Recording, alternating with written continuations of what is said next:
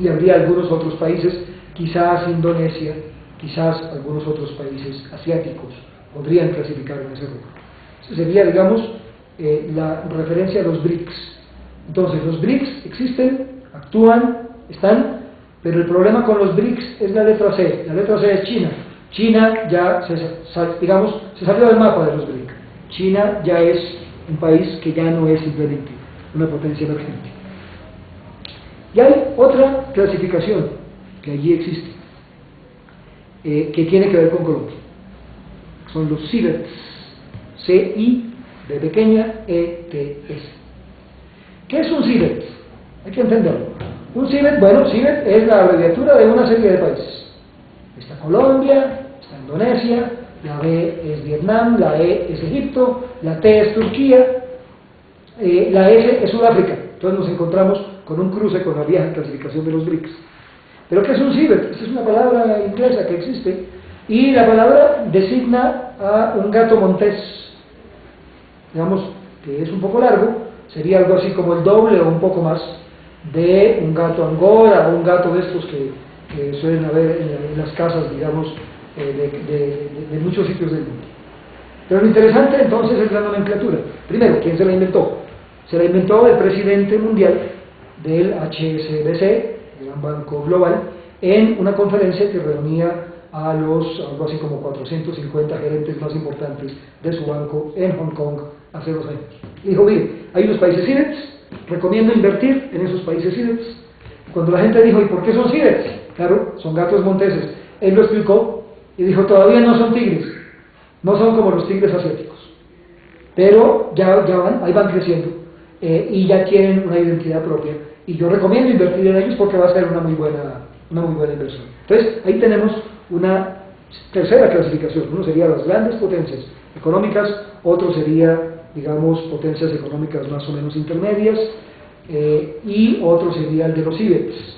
Entre las grandes potencias y las potencias económicas, alguien diría, ¿y entonces dónde está Taiwán o dónde está Corea? O dónde hay otros países del Asia-Pacífico, o donde hay algunos de los países europeos que no clasifican como gran potencia económica, pero que pueden tener, digamos, un lugar 11, 12, 14, 15 en los grandes indicadores mundiales. Entonces ahí tendríamos que introducir otro elemento. Repito, Estados Unidos, que todavía está, digamos, fuera de toda clasificación, todavía, quizás de 20 años cambie, pero todavía está ahí. Segundo, las grandes potencias económicas, donde tendríamos en su orden China, Japón, Alemania, Reino Unido, Francia, etc. En tercer lugar, países intermedios altos, donde aparecen, sin duda alguna, entre esos, los países que antes se llamaban BRIC, solo que ya vimos el problema que hay con la C, que es China, que se nos salió del mapa de los BRICS. Y tendríamos unos países intermedios, que están saliendo, digamos, de la clasificación de simplemente país en desarrollo, y que a la vuelta de 10, 15, 20 años, no antes, de políticas sostenidas, podrían, digamos, clasificar como potencias, ya no emergentes, sino emergidas, es decir, potencias intermedias reales. Colombia es uno de esos países que clasifica perfectamente. Alguien podría decir, ¿por qué no clasifica ahí Argentina? ¿O por qué no clasifica ahí Perú? Toda clasificación puede ser arbitraria. Lo que nos interesa es que haya criterios para ver por dónde va. Estos serían, digamos, países económicamente fuertes. ¿Qué caracteriza a esos países? Son países importantes económicamente, son abiertos a la inversión extranjera, esto incluye obviamente a China y a todos los demás. Son países en los cuales la productividad y la competitividad, en especial la productividad y competitividad para la exportación, son muy importantes. Son países con un modelo económico y político más o menos abierto, salvo el caso de China, que tiene un modelo político más cerrado. Pero en general, digamos, cuando uno encuentra países europeos, Estados Unidos, Japón, Asia-Pacífico, México, uno se encuentra Chile, Colombia, con países que o están abiertos al mundo o quieren estar abiertos al mundo. Esa sería una característica importante de esas potencias emergentes económicas. Eso es lo económico. Cuando miramos otros temas hay que tener un cuidado extremo, y esto es muy útil, digamos, y debe tenerse presente. sobre todo para diplomáticos que ejercen labor de representación en el exterior o en su propio país frente a otros países del mundo. El hecho de que un país sea el reservorio más grande de un producto, en especial de productos naturales, no significa que ese país sea necesariamente una potencia, ni siquiera en relación con ese producto. Yo doy un ejemplo.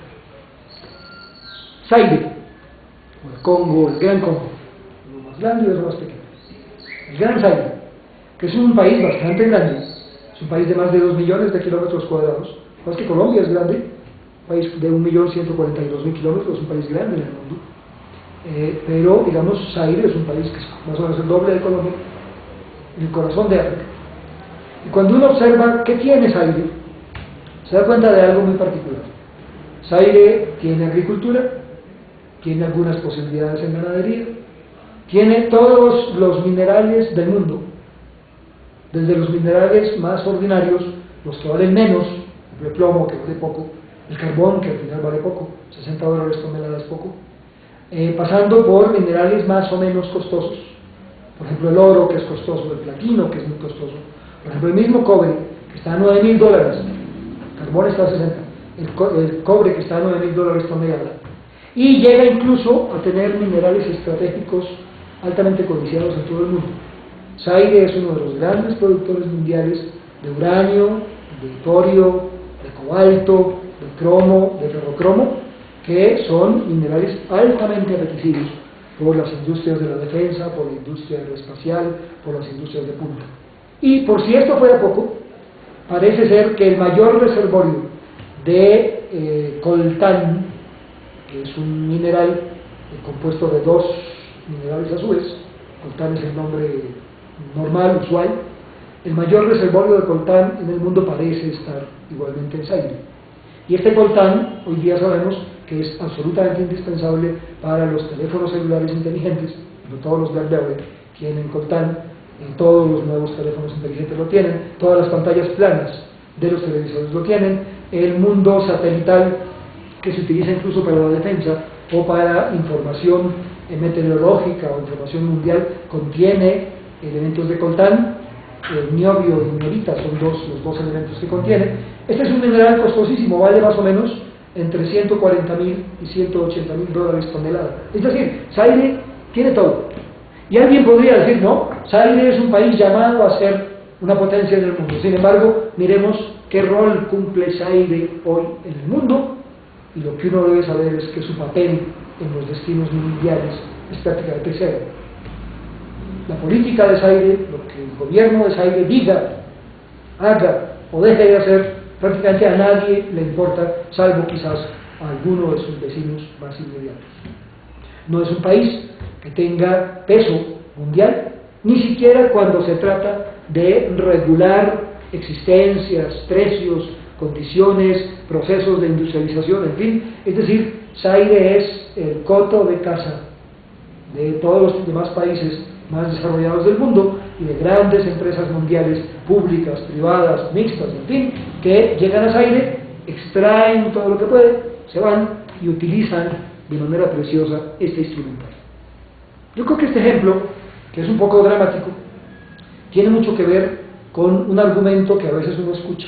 Ustedes pensarán que tiene esto que ver con Colombia, tiene que ver todo. Porque alguna gente dice, bueno, por un momento, nosotros somos el 4º país biodiverso del mundo. Tenemos un gran reservorio de energía hidroeléctrica. Si nuestros vecinos tienen petróleo y gas, nosotros deberíamos tener mucho más del que hoy día se ha encontrado. Tenemos posibilidades enormes, no solo desde ese punto de vista, sino en carbón térmico, otro elemento energético. Tenemos esa riqueza en biodiversidad que es enorme. Tenemos una riqueza en recursos humanos bien calificados que es importante. Y entonces alguien diría, a partir de eso es claro que Colombia está llamada a ser una potencia. Eso es falso.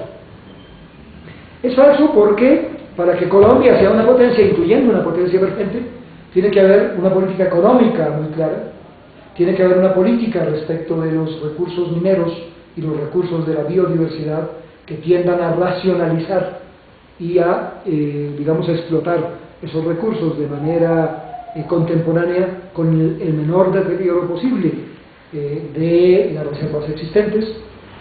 Tiene que haber una política de ciencia, tecnología e innovación muy importante. Si Colombia quiere dejar de exportar solamente mangos, bajar mangos, meterlos en un huacal y mandarlos a la exportación, sacar con una pala pequeña o con una pala de 100 toneladas un poco de carbón, pasarlo por una cinta sin fin y mandarlo en un barco.